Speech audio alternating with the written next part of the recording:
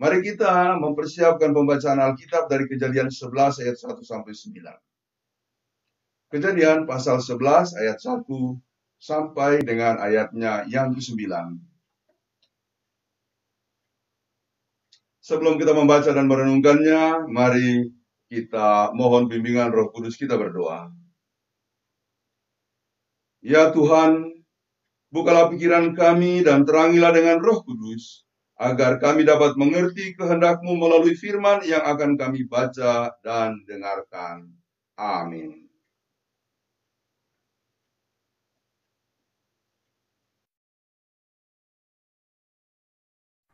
Bapak Ibu Jemaat Kasih Kristus, pembacaan firman pada hari ini terambil dari Kejadian 11 ayat 1 sampai dengan 9 dengan judul perikop Menara Babel. Adapun seluruh bumi satu bahasanya dan satu logatnya. Maka berangkatlah mereka ke sebelah timur dan menjumpai tanah datar di tanah Sinear, lalu menetaplah mereka di sana.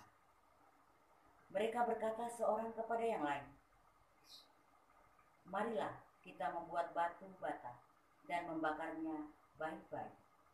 Lalu bata itulah dipakai mereka sebagai batu dan tergala-gala sebagai tanah liat. Juga kata mereka, marilah kita dirikan bagi kita sebuah kota dengan sebuah menara yang puncaknya sampai ke langit.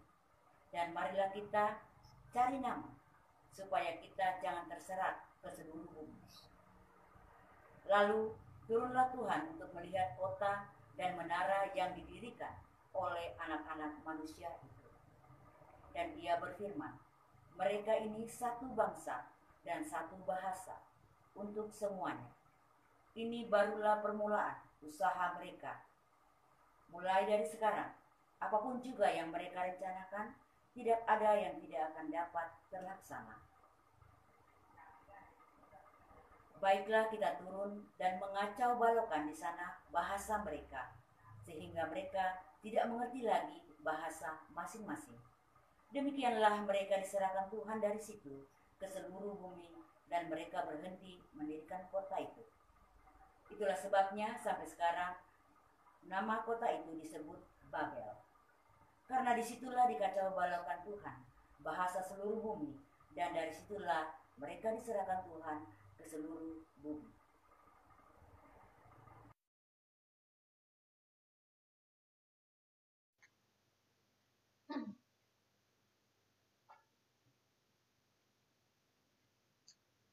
Yesus berkata, yang berbahagia ialah mereka yang mendengarkan firman Allah dan yang memeliharanya. Haleluya.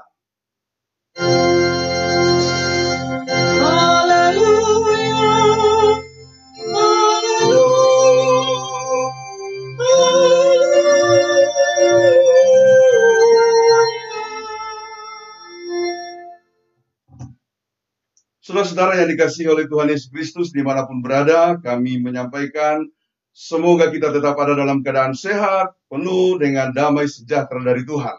Meskipun kita masih harus berhadapan dengan seluruh ancaman dari COVID-19. Jadi pandemi yang masih kita hadapi dan masih kita perangi ini ternyata masih meningkat penjalarannya. Yang diperkirakan dulu sudah akan menurun, tapi sampai beberapa hari kemarin masih tinggi orang yang kemudian terpapar atau yang kena oleh COVID-19.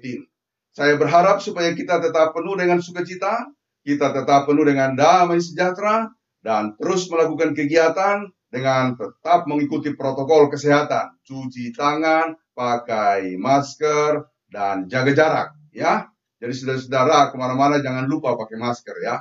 Kalau dulu kita misalnya pergi kemana-mana lupa dompet pulang, sekarang lupa masker pulang, karena kalau tidak nanti kita ditahan oleh polisi gitu ya. Saudara-saudara, gara-gara pakai masker kemarin saya mengikuti acara peminangan dari putri Bapak Ofir Kolompo dan Ibu Ratna Ida yang bernama Firna. Lalu saya ikut terlibat dalam acara tersebut dengan mengikuti protokol kesehatan. Sembari kita mengikuti kegiatan, lalu ada undangan, ada tamu yang datang, kemudian memberikan senyum kepada saya. Saya tersenyum, lalu dia mengangkat tangan, saya mengangkat tangan, tapi saya tidak kenal dia. Ya, Beberapa kali dia melirik kepada saya lalu kemudian memberikan senyuman. Memang tidak kelihatan senyuman tapi kelihatan dari keningnya, begitu kan? Kadang-kadang kita foto selfie senyum-senyum, mana ada kelihatan senyum pakai masker, tapi katanya akan kelihatan dari keningnya, begitu ya. Nah, setelah selesai acara lalu dia menemui saya karena saya juga belum kenal. Lalu dia membuka maskernya, saya ini, rupanya Ibu Shirley Velo dengan suaminya Lai Sinaga. Saudara-saudara, itulah hal-hal yang kadang-kadang lucu ya kalau kita pakai masker. Tapi saya ingin merefleksikan peristiwa itu. Kalau misalnya kita belum mengetahui orang karena ada selubung, masker itu selubung, maka itu harus dibuka supaya kita boleh mengenal dengan baik. Nah, hari ini kita akan menekankan satu hal terkait dengan firman Tuhan. Firman Tuhan adalah pembuka selubung hidup kita. Dengan firman Tuhan kita akan mengenal diri kita. Juga kita akan lebih mengenal orang lain sebagai sesama kita. Terutama dengan firman Tuhan. Dengan firman Tuhan kita akan dibukakan. Kita akan disingkapkan dari selubung dosa kita. Seperti egoisme, kejahatan, dan lain-lain sebagainya. Apa yang kita baca tadi sebagai suatu perikop yang menjadi landasan pemberitaan firman hari ini, Kejadian 11 ayat 1-9, yang telah dibacakan oleh Penatua Herlino Kolowo, adalah sebuah kisah yang perlu direnungkan oleh manusia setiap saat, setiap waktu. Jadi perikop ini terbagi dalam 3 bagian. Yang pertama ayat 1-4 menceritakan apa yang lalu kemudian dialami oleh suatu masyarakat di Babel, ya, yang dikatakan ingin mendirikan suatu kota dengan menaranya yang menjulang tinggi sampai ke langit. Nah, lalu kemudian bagian yang kedua berbicara soal tindakan Allah atau sikap Allah. Jadi ayat 5-8, bagaimana Allah bertindak untuk memporak-porandakan mereka yang katanya tadi ingin membangun suatu menara yang tinggi dalam kota di lembah Sinear yang kemudian diharapkan dapat membuat mereka bersatu kokoh dan kuat dan tidak terserah kemana-mana. Bagian yang 3 sebagai bagian akhir adalah ayat 9, itu adalah sebagai kesimpulan dari seluruh peristiwa itu, bagaimana Tuhan menyerahkan, membuat mereka tersebar kemana-mana. Kalau tadi masyarakat di Sinear itu inginnya mereka tetap satu di situ, Tuhan mengatakan tidak, kalian harus tersebar kemana-mana. Saudara-saudara, mari kita renungkan sejenak hal ini. Yang pertama, kadangkala ada penafsir yang menjelaskan soal yang penting sebagai masalah mengapa Tuhan marah dan kemudian memporak-porandakan mereka karena mereka mau membangun suatu menara yang tinggi. Di kota itu mereka akan membangun menara yang tinggi. Memang betul penjelasan itu, karena di sana biasanya diterangkan adalah sebuah kesombongan manusia kalau misalnya dia ingin menguasai wilayah Allah. Jadi langit itu sering dijelaskan sebagai wilayah Allah, di mana Allah bersemayam, sebagai tempat di mana tahta Allah ada. Nah, kalau orang lalu kemudian berpikir bisa menembus itu, maka dia adalah orang yang angkuh, yang ingin sama dengan Allah. Nah, itu bagus penjelasan itu, tetapi sebenarnya kalau kita renung-renungkan betul, sebenarnya pokoknya bukan di situ, karena istilah membangun menara yang tinggi sampai ke langit itu bukan baru di sini disebutkan. Nah, di Babilonia, bahkan juga di daerah-daerah Palestina, ini konteksnya di daerah Babel, Sinear adalah daerah Babel, sekarang di Mosul, ya, Irak, ya. Lalu kemudian selalu menyebutkan kalau mereka membangun menara-menara pengantaian adalah menara yang sampai ke langit. Untuk menunjukkan menara yang tinggi. Jadi itu bukan sebuah masalah, ya, bukan sebuah dosa dalam tanda petik, karena itu adalah istilah hari-hari secara sosial. Orang kalau dikatakan membangun menara yang tinggi sampai di langit, mau menunjukkan bahwa itu menara yang sangat tinggi untuk mereka bisa mengintai musuh misalnya. Jadi sesungguhnya bukan di situ persoalannya. Nah, persoalannya adalah begitu, adalah sebagai berikut, yaitu ketika mereka lalu kemudian ingin terkumpul satu, dan kemudian membangun nama. Mereka ingin menjadi suatu kelompok yang kuat. Inilah persoalannya. Saya terangkan sebagai berikut, saudara-saudara, Apa yang mereka mau lakukan ini bertentangan dengan maklumat Allah ketika menciptakan manusia. Penuhilah bumi dan taklukkanlah alam semesta ini dengan penuh tanggung jawab. Bukan menjadi agresor, tetapi dengan tanggung jawab. Nah, Allah itu memerintah kita untuk menjadi pionir-pionir daripada damai sejahtera Allah yang harus disampaikan kemana-mana. Seperti janji kepada Abraham, dia harus menjadi berkat untuk kemudian dibangun sebagai bangsa yang kuat dengan nama yang baik. Jadi saudara-saudara, ketika mereka bersepakat untuk tidak kemana-mana, itu kontraproduktif dengan maklumat Allah.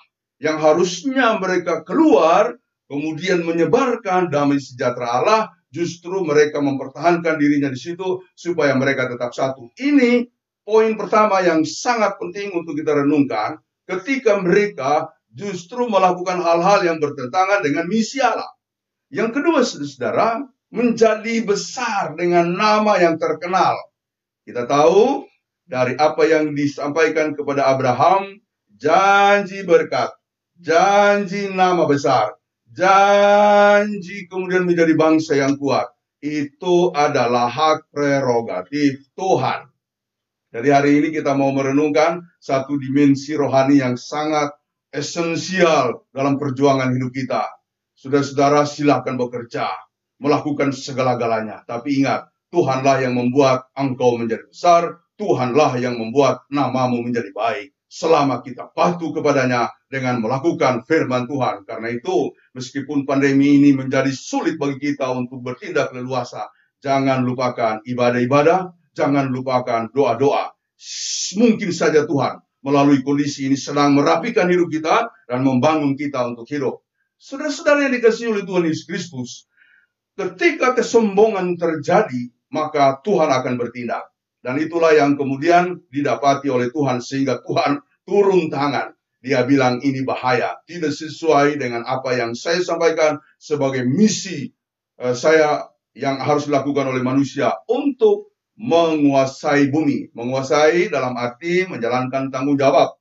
Lalu kemudian harus memenuhi bumi dalam arti kemana-mana harus menyampaikan apa yang menjadi tujuan Allah bagi kehidupan kita di dunia ini. Itulah saudara-saudara. Itulah sebabnya maka Allah memporak-porandakan mereka yang tadinya disebutkan mereka itu bersatu dan berbahasa satu. Karena dulu memang hanya ada satu bahasa, lalu kemudian mereka terkumpul dalam suatu kawasan. Dan karena ada itikat yang salah di sana, yaitu niat yang sangat dilatar belakangi oleh kesombongan, kepungahan suatu kelompok atau bahkan suatu bangsa, maka Tuhan memporak-porandakan mereka sehingga Tuhan mengacaukan mereka dengan memunculkan bahasa-bahasa yang lain. Itu bukan berarti harus ditafsirkan bahwa hari itu langsung terjadi beragam bahasa. Dalam proses itu semua berjalan. Muncullah bahasa yang lain yang kemudian membuat mereka tidak lagi saling sepaham untuk satu tindakan. Ketika disuruh ambil batu, yang lain kemudian memberikan barang yang berbeda. Ketika yang lain dikatakan marilah ke sini, malah dia pergi ke sana. Jadi gambaran itu mau menyampaikan Tuhan tidak menghendaki sebuah kesombongan yang dilatar belakangi oleh keinginan melawan hakikat dari misi Allah. Jadi secara esensial ada perintah Tuhan yang harus kita lakukan. Yang pertama, kita harus terserak. Yang kedua, kita harus memahami betul. Saya ulangi, kita harus memahami betul bahwa nama baik, nama besar, kemudian kehidupan yang berjaya itu adalah hak prerogatif Tuhan. Tidak bisa kita bangun melalui kemampuan kita. Tidak bisa kita bangun dengan teknologi kita. Jadi dari seluruh penilaian para pengamat, ini bangsa Babilonia itu sudah tinggi teknologinya ya, dengan proses membangun rumah seperti itu ya, menggunakan ter dan gala-gala. Nah, jadi ini konteksnya memang di Babilonia, konstruksi bangunan seperti yang dijelaskan tadi itu adalah di Babel. Kalau di Palestina agak berbeda sedikit. Nah, saudara-saudara, intinya yang saya mau katakan dari perikop ini adalah jangan sampai kita menjadi sombong. Orang kalau sombong itu bahaya, bisa hancur kita, ya. itu akan merugikan kita ya. Saya ambil contoh kecil ya. Dulu saya suka membaca ada satu kisah seorang anak gadis yang tiap hari menjual susu. Jadi setelah memerah susu lalu kemudian dia menjualnya. Dalam perjalanan biasa dia mengusung susu itu di atas kepalanya. Kemudian menjajakan susu itu kepada tetangga-tetangga atau orang di kampungnya. Nah, sekali waktu dia berhayal begini, saudara. Kalau nanti saya sudah punya duit banyak, saya akan beli baju, saya akan kemudian mendandani diri saya, lalu saya akan lewat ke cowok-cowok ya, ke pemuda-pemuda di kampungnya. Kalau mereka kemudian memanggil dia atau mensuit-suit dia, saya tidak akan pedulikan. Saya akan angkat tumit saya dan sambil saya berlenggak-lenggok, ya saya akan mengabaikan mereka. Ketika dia memperagakan, saya akan berlenggak-lenggok, dia tidak sadar bahwa ada ember susu di atas kepalanya dan jatuh. Ya, saudara-saudara, tumpah ya. Jadi cerita ini selalu selalu membuat saya tersenyum. Orang kalau sombong, saudara-saudara, itu akan berantakan ya. Ini walaupun dia cuma menghayal, dia akan mendandani dirinya, lalu kemudian akan tampil cantik, dia kemudian akan mengabaikan pemuda-pemuda di situ. Dan kemudian memperagakan tanpa dia sadar bahwa dia sedang menjual susu, dia mengangkat tumitnya dan berlenggak-lenggok, ternyata susunya tumpah. Orang kalau sombong akan mengalami hidup yang berantakan. Ya, itu berbahaya sekali, sungguh sangat berbahaya. Jadi, saudara-saudara, jangan sombong, ya. Kalau bicara soal hayalan, kemarin saya ada dengar dari seorang pendeta begini. Saudara-saudara, kalau misalnya, dia bilang ya, kalau misalnya saya mendapatkan 1 M, ya, saya mendapatkan 1 M, maka 500 juta akan saya serahkan ke gereja. Wah, teman-teman yang mendengar ceritanya, Bapak bertepuk tangan, luar biasa, 500 juta. Lalu kemudian yang 500 juta lagi akan saya bagi-bagikan ke panti asuhan. Lalu teman-temannya bilang, loh untuk Bapak sendiri apa? Ya udah saya menghayal lagi supaya saya dapat 1 miliar. Menghayal katanya ya. Dia bilang, kalian ini baru menghayal aja udah pelit sampai nanya-nanya untuk apa-apa. Menghayal aja pelit, itu bahaya saudara-saudara ya. Saudara-saudara, jangan sombong. Ya please jangan pelit ya. Karena orang sombong biasanya ada unsur-unsur pelitnya. Oleh karena itu saya akan merinci beberapa poin. Karena tema kita hari ini berbunyi, mempraktekkan nilai-nilai kemanusiaan. Nah, kalau kita mau mempraktekkan nilai-nilai kemanusiaan, itu berarti nilai-nilai baik, nilai-nilai luhur, nilai-nilai utama. Nah, budaya kita mengajarkan banyak nilai luhur yang disebut sebagai local wisdom. Nah, kearifan lokal. Nah, tetapi saya tidak akan mengacu ke situ.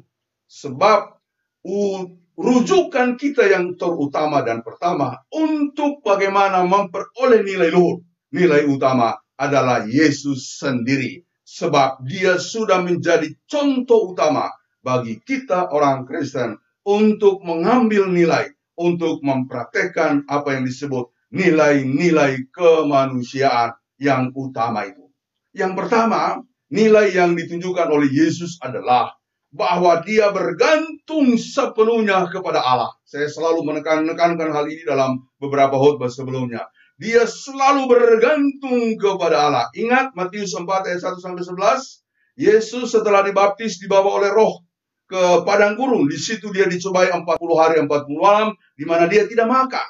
Dalam keadaan yang lapar datanglah iblis untuk mencobai dia dengan mengatakan, jika engkau anak Allah, ubahlah roti itu menjadi batu. Benar ucapan saya? Ubahlah roti itu menjadi batu. Betul ucapan saya? Salah. Ubahlah batu menjadi roti. Ya, saudara-saudara jangan kasihkan mendengar sampai saya bilang salah. Ya iya aja. Ubahlah batu itu menjadi roti kalau engkau anak Allah. Tapi apa yang dikatakan oleh Yesus?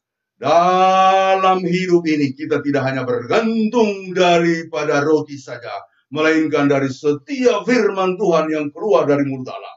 Jadi Yesus menolak ajakan iblis karena dia bergantung kepada Allah dengan hidup menurut firman Tuhan. Yang kedua, dia diajak ke suatu kawasan di sebuah gedung, lalu dari bubungan iblis mengatakan, ada tertulis, ya, ketika dia mengatakan lompatlah, sebab ada tertulis, ya, dalam firman Tuhan, dalam kitab suci, jika engkau melompat, maka kakimu tidak akan menyentuh batu, sebab malaikat-malaikat akan menatang engkau. Dan itu benar. Bayangkan, hati-hati saudara, iblis pun tahu firman Tuhan. Ya, jangan sampai nanti kita mudah tergoda karena kita tidak tahu firman Tuhan. Karena itu baca firman Tuhan setiap hari. Supaya kalau ada iblis yang seolah-olah menggunakan firman Tuhan, kita bisa balas dengan firman Tuhan yang sebenarnya. Tapi Yesus mengatakan, enyahlah iblis, jangan mencobai Tuhan Allahmu. Ya, kemudian iblis membawa dia ke suatu bukit, ya, puncak bukit atau gunung lah. Lalu kemudian menunjukkan kerajaan-kerajaan dunia, dan iblis mengatakan, semuanya itu akan kuberikan kepadamu asal engkau menyembah aku saja. Jadi saudara-saudara, kelihatannya iblis ini punya wewenang, benar. Ya, namanya kuasa-kuasa jahat, ada juga kekuatannya, ada juga kewenangannya. Tetapi ketika diminta untuk menyembah iblis, Yesus mengatakan, pergilah engkau, sebab hanya Tuhan Allah sajalah yang patut disembah. Iblis mundur karena dia tidak berhasil. Saudara-saudara, bergantung kepada Allah itu sikap nilai utama yang terutama dan yang pertama. Nah, kemudian yang kedua, hidup dalam kasih. Hidup dalam kasih supaya kita peduli kepada orang lain, jangan tertutup hidup ini. Ya, kita harus mempraktekkan suatu kasih yang dalam, kasih yang dahsyat, kasih yang rela berkorban. Jangan cuma kasih-kasih biasa. Kalau kasih-kasih biasa itu kita sudah belajar dalam bingkai kasih itu ada kasih agape, filia, lalu ada kasih eros atau storge. Yang selalu diminta kepada kita adalah kasih agape, yaitu kasih yang dijabarkan oleh Tuhan Yesus, yakni kasih yang rela menderita demi orang lain. Karena Yesus pernah mengatakan, kalau engkau berbuat baik kepada orang yang telah berbuat engkau, itu biasa. Tapi jika engkau berbuat baik bahkan berkorban bagi orang yang kemudian bukan sahabatmu, itu baru kasih yang sesungguhnya. Jadi saudara-saudara, kita harus mempraktikkan kasih yang luar biasa dalam kehidupan ini. Kemudian saudara-saudara, kita harus memanusiakan manusia. Yesus hadir untuk memanusiakan manusia. Memanusiakan manusia adalah suatu prinsip pengajaran Yesus supaya orang lain menjadi manusia yang wajar. Ya, ketika kita hidup dalam dunia ini, kita dipengaruhi atau kita sudah terkontaminasi oleh dosa. Ya, dan itu Yesus saksikan baik di kalangan pemimpin religius, pemimpin agama maupun di kalangan umat. Kadang-kadang hidup mereka sudah terkontaminasi dosa. Salah satu bukti hidup yang terkontaminasi dosa adalah kadang-kadang suka menjasok rohani, melabel orang lain sebagai yang tidak benar, tidak tepat. Makanya ada sikap-sikap Yesus yang penuh pengajaran. Ketika perempuan berzina, digiring oleh orang-orang Yahudi untuk kemudian dibawa kepada Yesus. Ya, lalu kemudian meminta supaya perempuan ini dirajam. Di depan Yesus mereka minta. Lalu apa yang Yesus lakukan?